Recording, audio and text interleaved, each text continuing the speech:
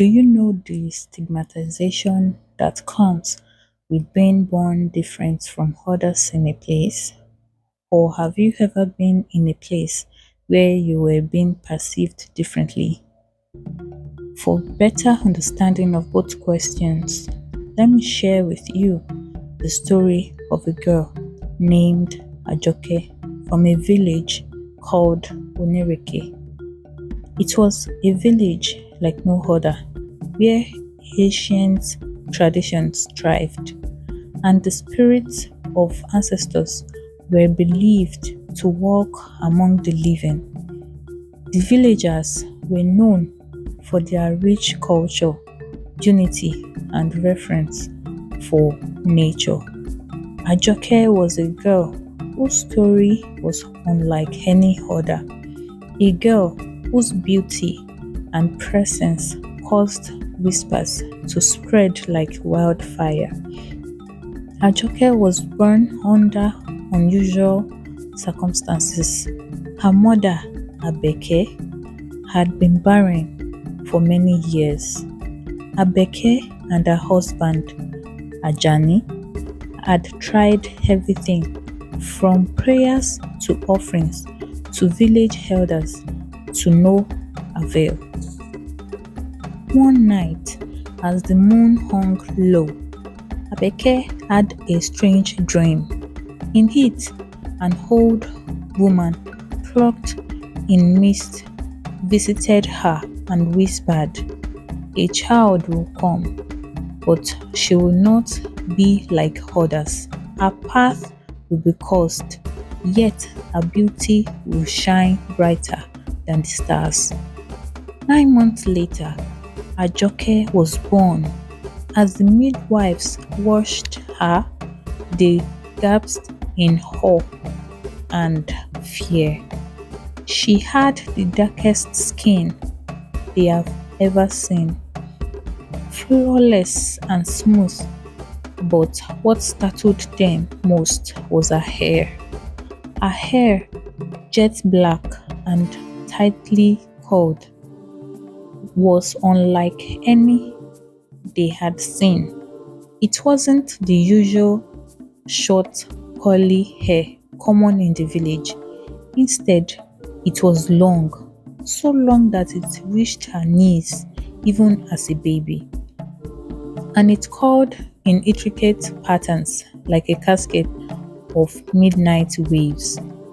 It was a feature that immediately set her apart, and the village began to whisper about her strange birth and other worldly beauty. As Ajoke grew, her hair became her most defining trait. By the time she was 7, it had grown very long, and no one in the village had ever seen anything like it. The village elders began to speak of ancient stories about children born with unique features. Some believed Ajoke's hair was a sign of a blessing, while others feared it was a curse. Rumors began to spread that Ajoke's birth had disturbed the spirits of the land. Some said that on the night she was born, the trees had whispered and the winds had howled in ways they had never heard before. Ajoke's beauty was undeniable. Her skin gleamed in the sunlight. Her eyes were a deep amber that seemed to hold ancient wisdom, and her presence drew attention wherever she went. But with her beauty came challenges. The village girls became envious, especially when their mothers constantly compared them to Ajoke.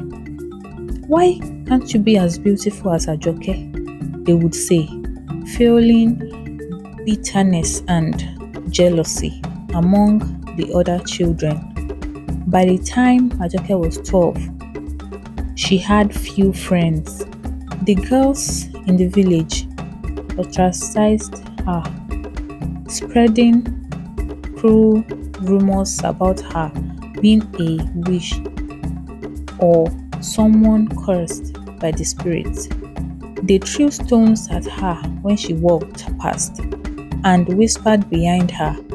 Ajoke's only solace was in her mother, Abeke, who always reminded her of the special dream and the destiny she was yet to fulfill. But even Abeke could not protect Ajoke from her challenges that awaited her. One fateful day, a terrible drought struck Onireke village. The skies remained dry and the once lush lands turned to dust. The villagers were desperate for answers, believing that someone among them had angered the gods. Eyes quickly turned to Ajoke. The village elder, a stern man named Baba Awero, summoned a council meeting. "We have lived in harmony with the spirit for generations," he said, "but ever since Ajoke's birth, strange things have been happening. The drought is a sign." The village, desperate for answers and a solution, began to believe that Ajoke's presence was the reason for their suffering. "She must be cast out," some cried. "She is cursed." Ajoke, now 15, knelt in the center of the village square as the council decided her fate. Tears streamed down her face as she pleaded with them, but her pleas fell on deaf ears. Her hair, which had grown even longer and now reached the ground in beautiful, intricate waves, blew in the wind like a symbol of her orderliness. Just as they were about to drive her out of the village, a storm began to brew. Dark clouds gathered and the wind howled. Lightning struck the ground near the village square, and the old woman from Abeke's dream appeared. She was a vision from the spirit, cloaked in the same mist that Abeke had seen years before. "The child is not cursed. In fact, she is a blessing to this village," the old woman's voice echoed. "She is a gift from the spirit, a bridge between the old and the new. Evil would have struck your village years ago, but her presence drove it away. Her beauty is rare because she carries the essence of the earth itself. But your fears and envy have blinded you. The cause of drought in this village is because of how she was maltreated by you all. If you want peace to reign in this village, she must not leave." As the old woman vanished, the skies opened up and rain poured down on the village.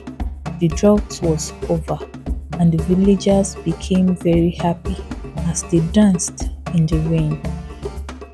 The villagers, ashamed of their actions, fell to their knees in apology.